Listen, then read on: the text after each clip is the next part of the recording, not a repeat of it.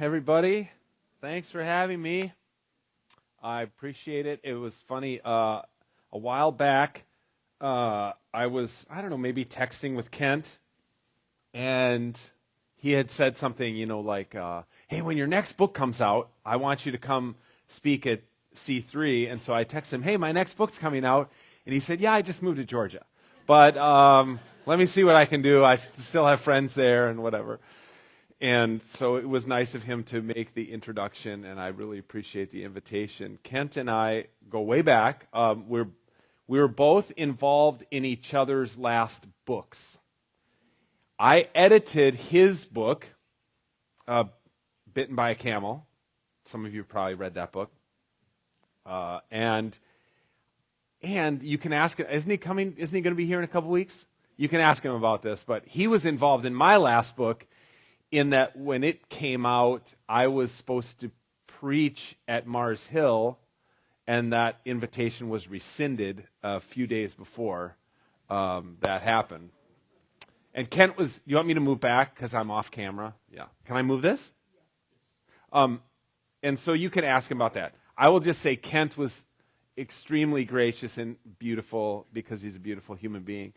And I was going through some hard times. So it was an intense time for both of us, I think, when that happened. Going back before that, I was a very angry young man at age 30. And I was like, I've been on a personal journey that is probably a lot like this faith community has been on. From a more conventional form of church and Christianity to what we're all experiencing now. But at age 30, I was very much a part of that. I had become a pastor, an associate pastor in my home church. I was ordained. I got married. We got a yellow lab. We bought a house. All the things, right? All the things I was supposed to do. I lived in a nice suburb. Everything on the outside looked great. And on the inside, I was full of turmoil, in large part because the marriage I was in was so toxic. And I take equal amount of blame for that as my former partner. It was a bad deal. But I was not processing that toxicity in healthy ways. I was covering up.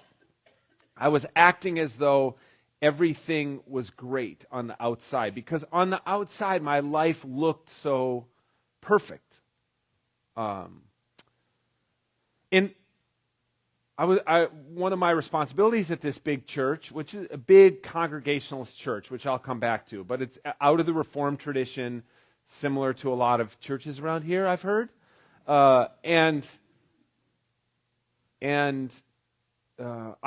One of my responsibilities was I was the youth pastor, so I had a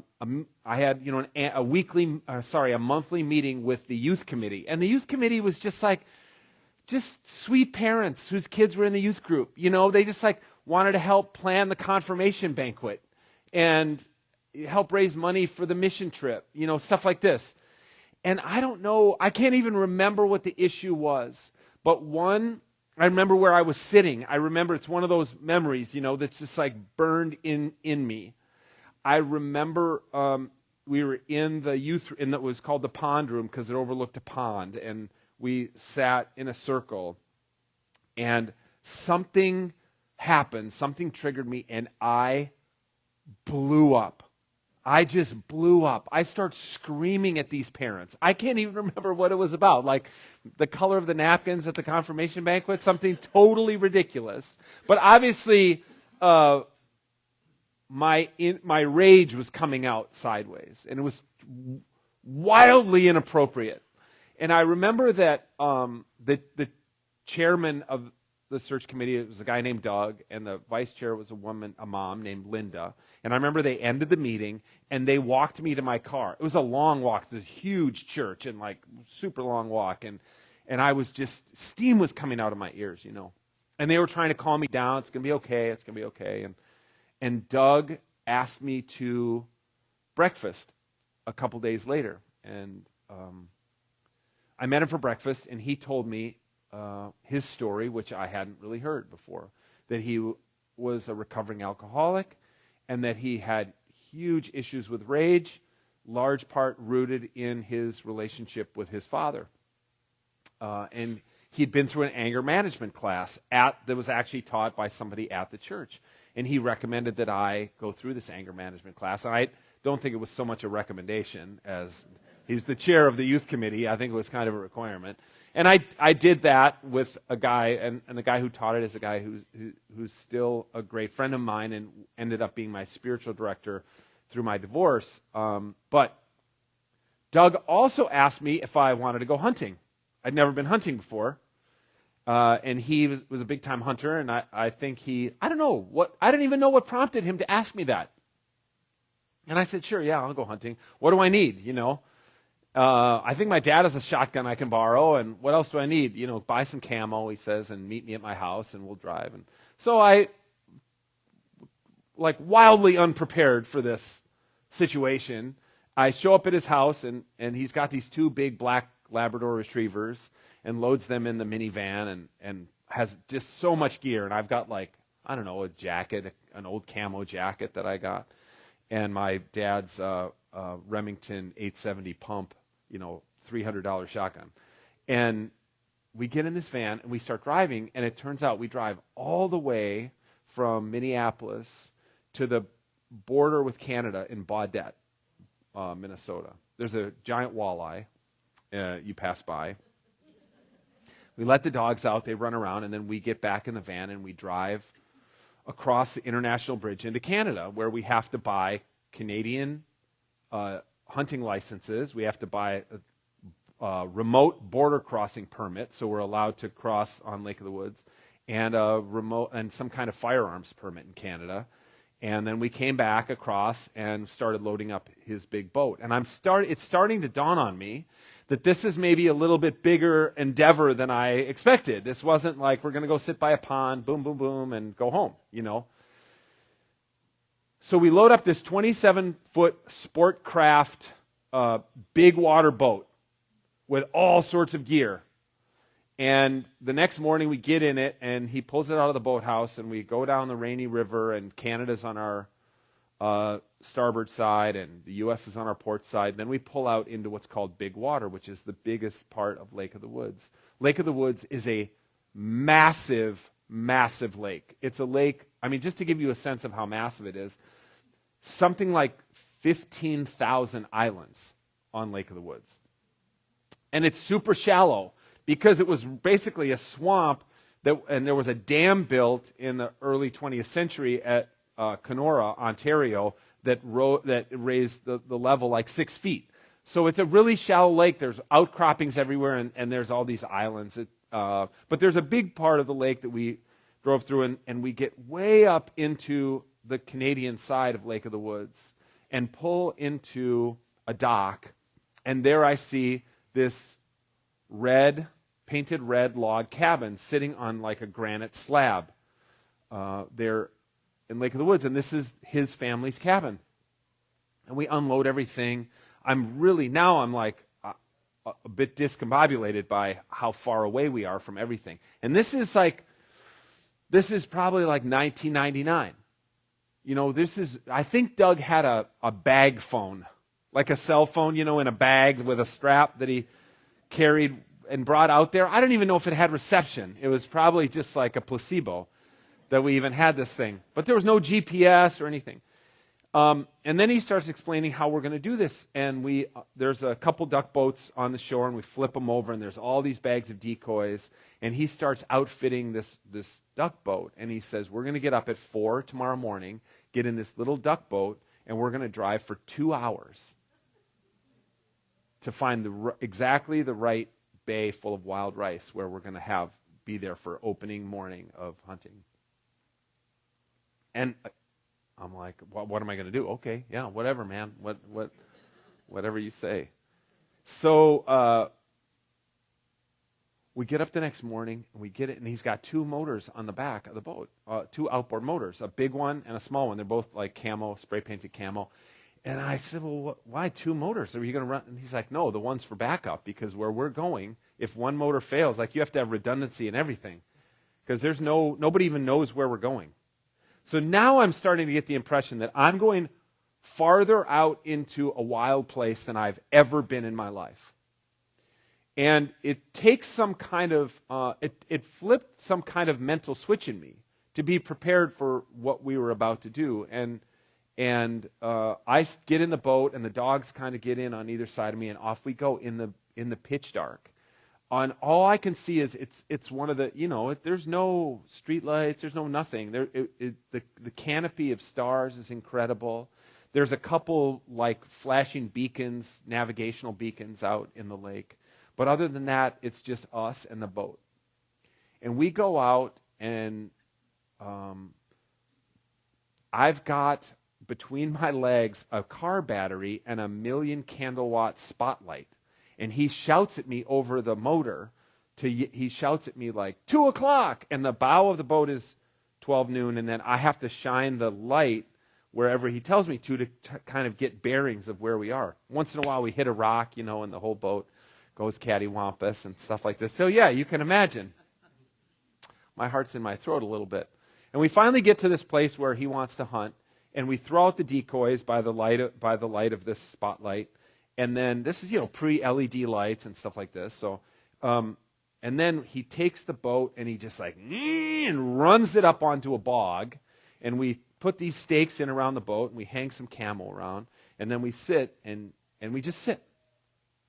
And suddenly, it's like pandemonium to absolute calm, absolute peace. And if there's this thing that happens when you're duck hunting and you're waiting for the sun to, you can shoot 30 minutes before sunrise legally. But prior to that, you can't see, but you can hear ducks. You can hear, ducks are not very efficient flyers. You can hear their wings whistling. They're flying over you, and then all of a sudden you hear, and they're landing in the decoys. But you have no idea how many have landed in the decoys. But it's this very, very intense experience, and I'm starting to like really get into it. And then Doug's looking at his watch, and at the time he's like, okay, now, and we stand up, boom, boom, boom, and we shoot, and ducks flying, and it's crazy, and his dogs are jumping out of the boat and bringing ducks back, and I'm like, this isn't back to pandemonium, this is incredible. And Doug is like a larger-than-life figure, and he's in his largeness in my life is growing by the minute as we're doing this. So we hunt for a couple hours, and then it's okay, the ducks have kind of stopped flying. We're going to go home, take a nap, eat some lunch, and then we're going to go back out for the evening hunt. So we got to go pick up the decoys and whatever. And there are these push poles. We take that's kind of what the canopy was hanging on. And I take these push poles have these like retracting duck feet on them, and you stand up in the boat and you push to try to get this duck boat off the bog, and it's not budging. It's not budging. And I should tell you that Doug is like 6'4", 260, okay? College football player who kept eating as though he were a college football player into his 50s or whatever he was at the time. And I cannot move this boat. I'm pushing. You're doing that thing where you try to like push, rock the boat off the bog. It's not working. And all of a sudden I hear splashing in the water. And I turn around, and Doug is completely naked. He took off all his clothes, his waders, his duck boots and everything, climbed over outside the boat, and he's pushing the boat off the bog. All right? And he finally gets it off the bog, and then he rolls in over the gunnel he's on the splashing around in the water on the bottom of the boat, this enormous human being naked. And I'm just like, what have I gotten myself into? This is complete insanity. Well, I could go on and on about stories about Doug, but I'll just skip ahead. Like a couple days later, we did the evening hunt where we motored out to a bay and we hunted, and then it got dark, and we're picking up the decoys in the dark by flashlight and stuff, but fog had just really, a huge bank of fog had settled in. And then it started snowing. And then the wind kicked up. And we start going back. And Doug has to run the boat slowly because we can't see anything. He's telling me to shine the spotlight, and he's yelling at me, 2 o'clock, 11 o'clock, or whatever. And I'm trying to shine it, but every island looks the same. And we can barely see anything, but you know that, like, he just wants me to flash the light because he doesn't want to lose his night vision. So I flash the light, and all it is, in my retinas, it's just like streaks of snow in the spotlight and fog. We can't see the shore. We hit rocks. We're just going and going, and I'm getting colder and colder. I remember I like pulled my sleeves, pulled my arms out of my sleeves and had them, and these 2 soaking wet dogs are on either side of me, and there's water splat. We're starting to get big waves, and they're hitting the side of the boat. And some of them are coming over the side of the boat. Doug has this crazy thing where he's running the motor. He'll be running the motor, and then he'll reach down and he'll pull the plug on the back of the boat to drain the water while the boat's going. So I see some nods. That's insane that people do that. That's complete insanity. But he would do that. I'm just like, what if the motor stops and the plug's not in the, anyway. We're going and going. I mean, maybe it's been 2 hours now. And he pulls into a bay and cuts the motor. And he says, I'm lost. I don't know where we are. And we're running low on gas. So at a certain point, if I can't figure out where we are, we're going to pull up onto an island and spend the night with the dogs and just huddle up and wait and hope that the fog burns off in the morning and I can get a bearing and get us back to the cabin. And here's what I remember about that. Is he starts the motor up again and pulls out into the lake, into the waves, into the storm. And I remember sitting down off the bench and sitting down on the bottom of the boat with the bench at my back and taking like one of those flotation cushions behind me, and I had these 2 dogs on either side of me. And I remember feeling an extraordinary, overwhelming sense of peace. And this was wild to me. It took me years to figure this out, what was going on.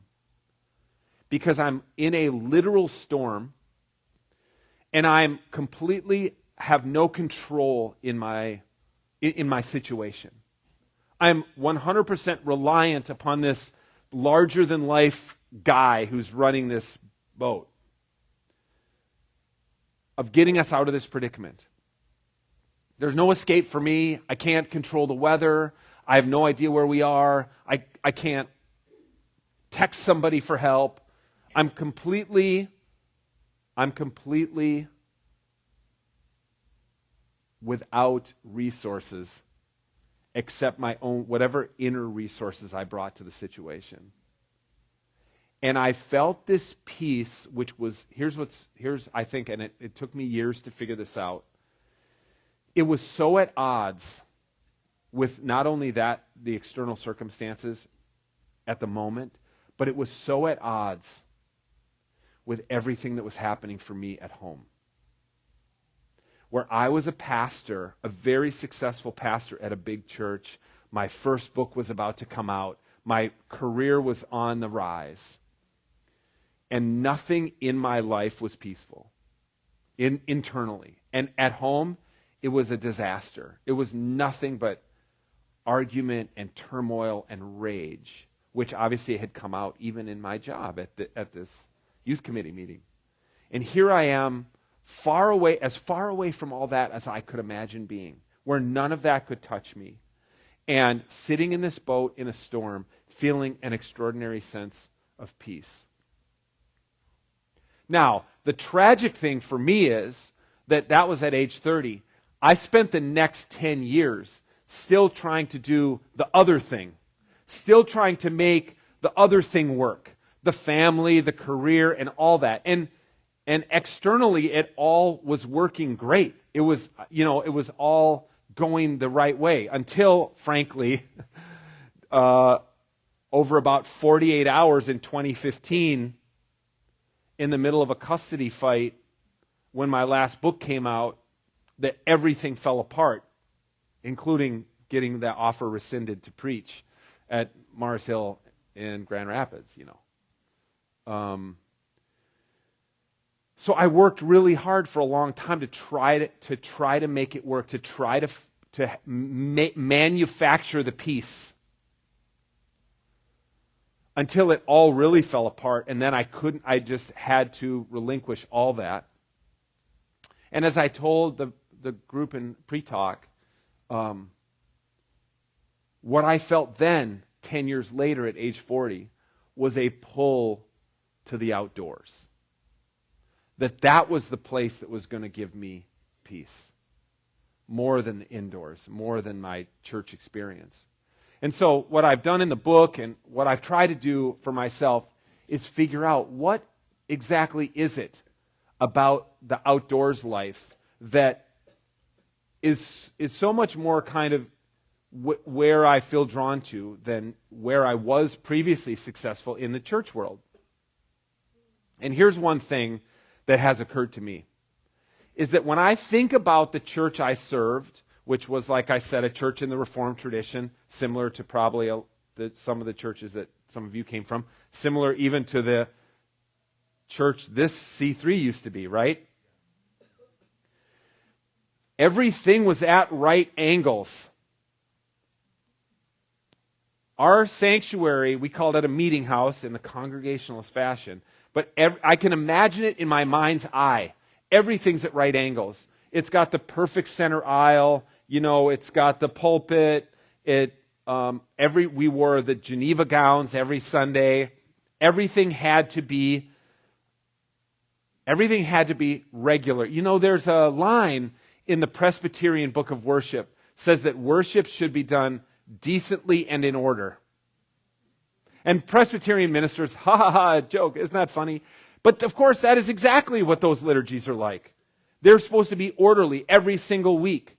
So every week, we did it the exact same way at my church, at Colonial Church. Everything was regularized. Everything was at right angles. As I said at pre-talk, if the service went over 58 minutes, we got a real talking to at staff meeting on Tuesday. I told one funny story. I'll tell a different one about, I have this vivid memory of, I was an associate pastor. We weren't wearing these headset mics yet. We had lavalier mics clipped onto our robes, okay? So I'm behind the communion table with the senior minister, and we're doing the words of institution and whatever, and there was this kind of funny, crazy lady in the congregation named Kathy who, she was very melodramatic. Every congregation has them, and she was one of those crazy ladies. I loved her. I went on mission trips with her to Peru, but she worked for World Vision. She was always going over all around the world and coming back with crazy ailments, always. And so I think at the time she had yellow fever, or I don't know what she had, dengue fever. She had something. She always had something. So we're like doing the work. Just imagine the scene. Like, here's this table, and I don't know, that sanctuary seats 950. So there must have been at least 500 people in the room at the time. And so we've got all the loaves of bread and all the cups, and we're doing the this and the this, and whatever. And the deacons are all sitting on the front pew, because they're going to come up and take them and then go serve and pass them down the rows. And Kathy comes in down the center aisle. She'd gone to the restroom or whatever. She comes, or no. She was sitting in the second, because she always sat very close to the front. She gets up to go to the restroom or something, and she makes this big melodramatic thing and passes out in the middle aisle. And I'm like, I'm the 30-year-old youth pastor, and the senior minister, David, I'll never forget, he puts his hand over his lavalier mic, and he doesn't make eye contact with me. He just puts his hand over his lavalier mic and says, "Just keep going." Not kidding. So I did, and the body of Christ is working for you. And there are ushers coming down and helping Kathy, getting her out to the deal. And this is just like, this is not real life. This is not real life. We sat in staff meetings and I remember the church administrator, Karen, she's like, look, we have to talk. What do we have to talk about? The AA group on Thursday night, they are not cleaning the urns, the coffee urns. And we have laminated policies in the kitchen on how to clean the urns, the coffee urns. Can we still have AA if they don't clean the... I'm just like, oh my God, I'm going mental. This doesn't make any sense. And this is one of the funny things that Kent and I have joked about over the years because, of course, he had similar experiences of being on a big church staff. My life was a mess. When I went into the woods are a mess. There are no right angles in the wilderness. Everything is twisted and broken. Trees, just take a walk. You don't even have to be like me and be a hunter and take a gun. Just take a walk in the woods. And what do you see? Dead trees on the ground, crumpled over each other, that did not survive the last windstorm. But look more closely, and what do you see? Moss, bugs, little sprouts of new trees growing in the compost and humus of the dead tree. And there's thorns trying to reach out and scratch you, and there's stumps for you to break your toe on. And then suddenly you pass what? A picked, clean rib cage of a deer. Death, right there, in the wild. But that death, of course, that deer was picked clean by actually a bunch of critters. There's a researcher at the University of Minnesota, and she's been for years doing an awful project, OFFAL. And there's a lot of, jokes about that. And that is after you kill your deer and you field dress it, which is meaning you take the guts out of the deer and you leave a gut pile in the woods. You put up a trail camera and it takes pictures for the next month of every critter that comes and eats off that gut pile. And so I've done this with her, and she makes all this. This is all part of her PhD or whatever. And it's crazy. I mean, you can imagine the critters that come, the crows. It's crows and mice and turkey vultures and bald eagles and bears and all sorts of critters come. And it's all part of this cyclical process, of course. So for me, what I decided I was going to do when I went through the disaster that was my personal life, that ended up being a divorce and a custody fight and losing my career and getting foreclosed on and all the bad things from that kind of external material sense, was that I was just going to be more honest about what my life was really like.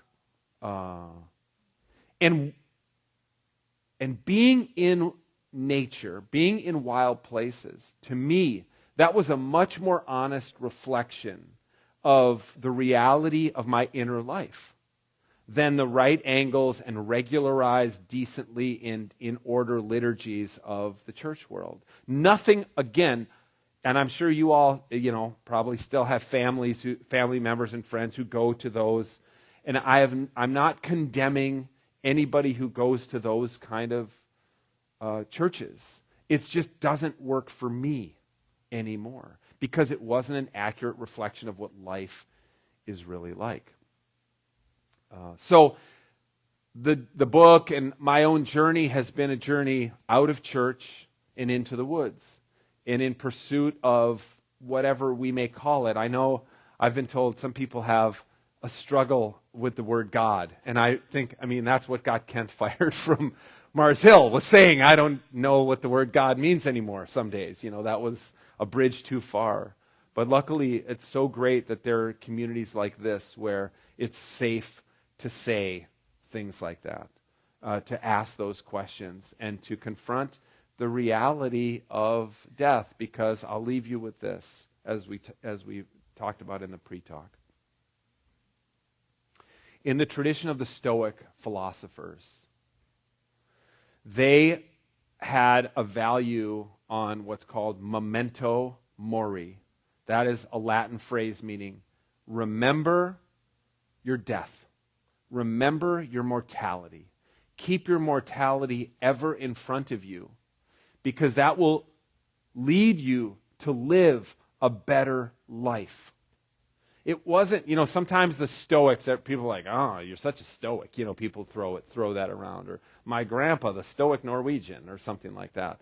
But the actual tradition of Stoicism is a very vibrant philosophical tradition in which we are to, as I said in the pre-talk, it's like when you think about some Renaissance painting you saw in a museum, and it's a still life that's some fruit and a vase of flowers and a brace of pheasants hanging from a shelf, and then a skull. And maybe you were like, what's the skull doing there? Everything else is, the skull, that's the memento mori. That's the reminder of mortality, always before you.